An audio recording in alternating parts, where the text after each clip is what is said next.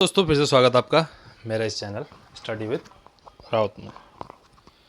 दोस्तों हमारा जो टॉपिक चल रहा है वो चल रहा है अभी उत्तराखंड में चलाए गए प्रमुख जन आंदोलन। तो लास्ट हमने जो जन आंदोलन जिसकी हमने डिस्कस की थी वो था हमारा 1994 में।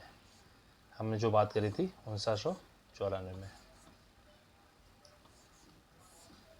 ठीक है। 1994 में हमने बात करी थी। लास्ट हमारा चला था लास्ट खटीमा गोली कांड में। तो दोस्तों जब खटीमा गोली कांड का हमने जो लास्ट में पढ़ा, लेकिन उसके बाद खटीमा गोली कांड के तुरंत बाद जो हुआ था, एक हुआ था रामपुर तिराहे कांड। इस पर भी क्वेश्चन आता है कि रामपुर तिराहे कांड कब हुआ। तो 1994 में सितंबर में ही क्या था कि आपका रामपुर तिराहा कांड हो गया था। 1994 सितंबर में ही रामपुर तिराहा कांड हो गया था।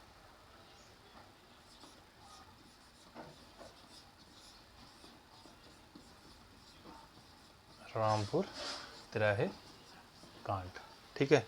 ये जो रामपुर तिराहे कांड हुआ था ये हुआ था मुजफ्फरनगर में, ठीक है। मुजफ्फरनगर में रामपुर तिराहे कांड हुआ था मुजफ्फरनगर। इसमें हुआ क्या था कि सितंबर 1994 में जो अंतिम सप्ताह था उसमें दिल्ली में जो लोग आंदोलन के लिए जा रहे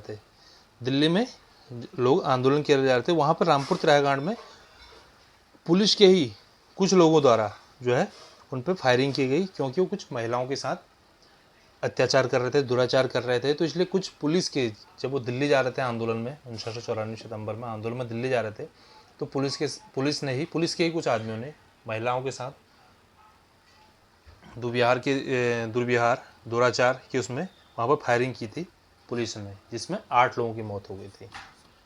दोस्तों इसमें 8 लोगों की मौत हो गई थी, 8 लोग। तो क्वेश्चन बनता है इसे पेपर में कि रामपुर तिराहा कांड कब हुआ था। तो 1994 में हुआ था। कई बार महीना भी आता है कि रामपुर तिराहा कांड 1994 में कौन से महीने में हुआ था, तो वहाँ पे सितंबर में।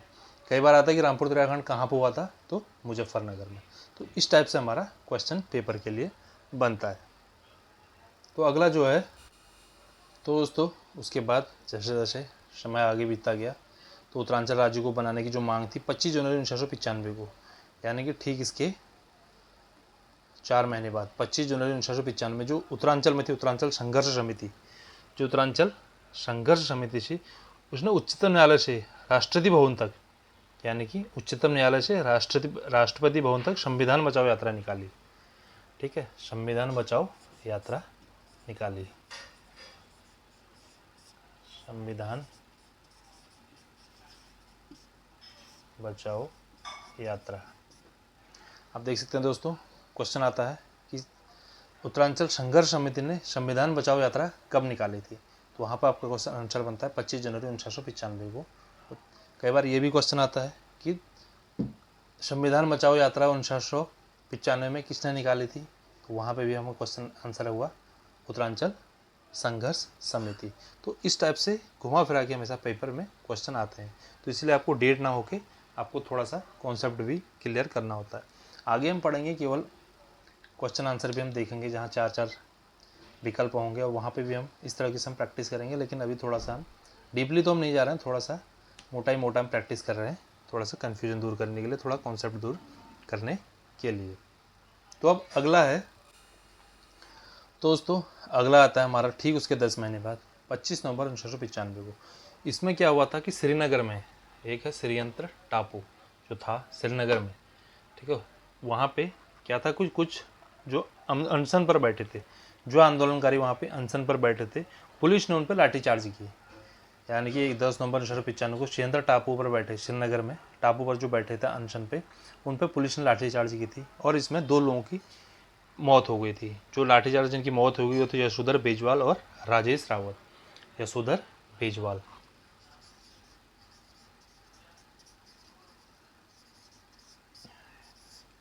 यशोधर बेजवाल,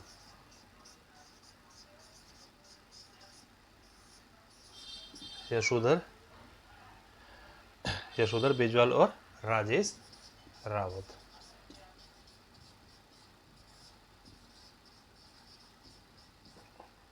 तो दोस्तों 10 नवंबर 1995 को श्रीनगर में जो शीयंत्र टापू पर जो आंदोलनकारी कह सकते हैं हम बैठे थे, उन पर पुलिस ने लाठीचार्ज किया था, जिसमें यशोधर बेजवाल और राजेश राउत की मौत हो गई थी। क्वेश्चन आता है दोस्तों, यशोधर बेजवाल और राजेश राउत की मृत्यु कब हुई थी? 10 नवंबर 1995 को हुई थी। किस वजह से हुई थी? वैसे इतना क्वेश्चन आएगा नहीं किस वजह से, क्योंकि शीयंत्र टापू पर बैठे अनशन पर पुलिस ने लाठीचार्ज किया, इतना तो आएगा नहीं, बट इस टाइप का क्वेश्चन हमारे यहाँ पे बन सकता है। तो अब अगला देखते हैं। तो दोस्तों उसके बाद 15 अगस्त 1996 को, ठीक है, 15 अगस्त, क्योंकि 15 अगस्त को प्रधानमंत्री देता है, उस टाइम के जो तत्कालीन प्रधानमंत्री थे HD देवगौड़ा, ठीक है, 15 अगस्त 1996 को HD देवगौड़ा ने उत्तरांचल राज्य के निर्माण की घोषणा कर दी थी। उत्तरांचल निर्माण, उत्तरांचल निर्माण, ठीक है, 15 अगस्त 1996 को उस टाइम के जो प्रधानमंत्री थे HD देवगौड़ा, उन्होंने उत्तरांचल निर्माण की घोषणा कर दी थी। तो क्वेश्चन आता है दोस्तों, HD देवगौड़ा ने उत्तरांचल निर्माण की घोषणा कब की थी? घोषणा की थी 15 अगस्त 1996 को। या क्वेश्चन आता है 15 अगस्त 1996 को किस प्रधानमंत्री ने उत्तरांचल निर्माण की घोषणा की थी? तो HD देवगौड़ा ने की थी। तो इस टाइप के घुमाए क्वेश्चन आते हैं, तो इस तरीके से हमें पेपर के लिए रेडी रहना है। तो अब अगला है, उसके बाद दोस्तों 27 जुलाई 2000 को, ठीक है, उसके बाद 27 जुलाई 2000 को उत्तर प्रदेश पुनर्गठन विधेयक, ठीक है, 27 जुलाई 2000 को उत्तर प्रदेश पुनर्गठन विधेयक 2000 के नाम से लोकसभा में ये प्रस्तुत किया गया। 27 जुलाई 2000 को, यानी कि 4 साल बाद लगभग, उत्तर प्रदेश पुनर्गठन विधेयक 2000 के नाम से इसे लोकसभा में प्रस्तुत किया गया। तो दोस्तों उसके बाद 1 अगस्त 2000 को जो विधेयक था उसे लोकसभा में, और 10 अगस्त को विधेयक को राज्यसभा में पारित हो गया। यानी कि भेज तो दिया था लोकसभा में 27 जुलाई को, लेकिन 1 अगस्त में वह लोकसभा में पारित हो गया था, और 10 अगस्त में वह राज्यसभा में पारित हो गया था, मतलब इस डेट में पारित हो गया था। तो क्वेश्चन आ सकता है दोस्तों कि उत्तरांचल जो पुनर्गठन का जो विधेयक था वो लोकसभा में कब पारित हुआ और राज्यसभा में कब पारित हुआ? तो लोकसभा में 1 अगस्त 2000 को पारित हुआ और राज्यसभा में 10 अगस्त 2000 को पारित हुआ, ठीक है।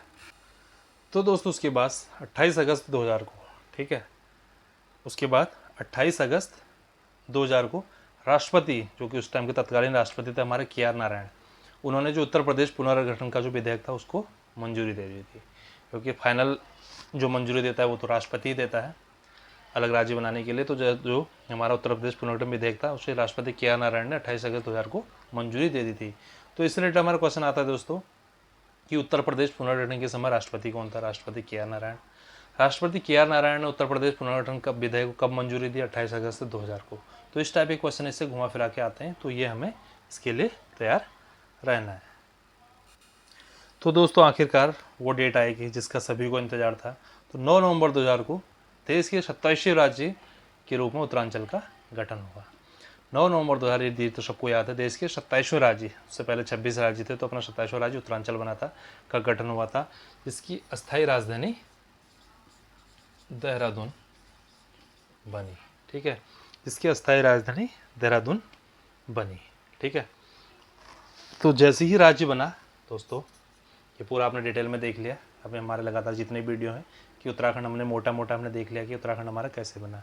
तो उसके बाद जब हमारा राज्य तो बन गया, तो उसके लिए हमारे उस टाइम चुनाव तो हुए नहीं थे, लेकिन जो अंतरिम मुख्यमंत्री बनाया गया, अंतरिम मुख्यमंत्री, जैसे राज्य बना तो अंतरिम मुख्यमंत्री बनाया नित्यानंद स्वामी को, नित्यानंद स्वामी, ठीक है।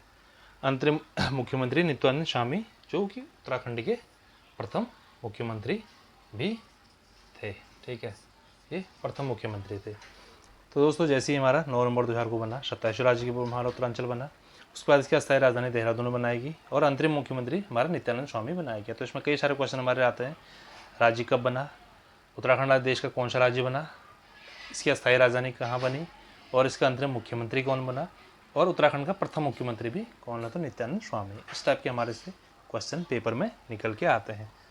दोस्तों ये था हमारा, और जो इसका नाम उत्तराखंड पड़ा वो पड़ा 1 जनवरी, यहाँ पे देख सकते हैं आप, 1 जनवरी 2007 को इसका नाम उत्तरांचल से उत्तराखंड हो गया था। ये भी क्वेश्चन आता है कि उत्तराखंड का नाम उत्तराखंड कब पड़ा, तो 1 जनवरी 2007 को। तो ये दोस्तों हमारा पूरी सीरीज़ थी कि उत्तराखंड में चलाई गई जो हमने प्रमुख जन आंदोलन में देखे। डीपली तो हम गए नहीं, लेकिन पेपर की दृष्टि से हमने बहुत कुछ इसमें कवर कर लिया। जिसने अपने पुरानी वीडियो मिस करते हैं, पुरानी वीडियो में जाके देख सकते हैं। तो पेपर की दृष्टि से इसमें घुमा फिरा के क्वेश्चन आते हैं, तो किस तरीके से हमको पेपर में क्वेश्चन बन सकते हैं वो हमने यहाँ पर देखा। तो अब हम कुछ नया शुरू करेंगे इसके आगे को, कि उत्तराखंड में क्या क्या चीज़ें हैं, क्या क्या हैं, उस पर भी हम अगले वीडियो में बात करेंगे। तो फिलहाल ये हमारा टॉपिक आज पूरा हुआ कि उत्तराखंड कब से हमारा कैसे बना। तो उम्मीद करता हूँ दोस्तों आपको इस वीडियो अच्छी लगी होगी। फिर मुलाकात होगी अगली वीडियो में कुछ और चीज़ के साथ। तब तक के लिए बाय बाय।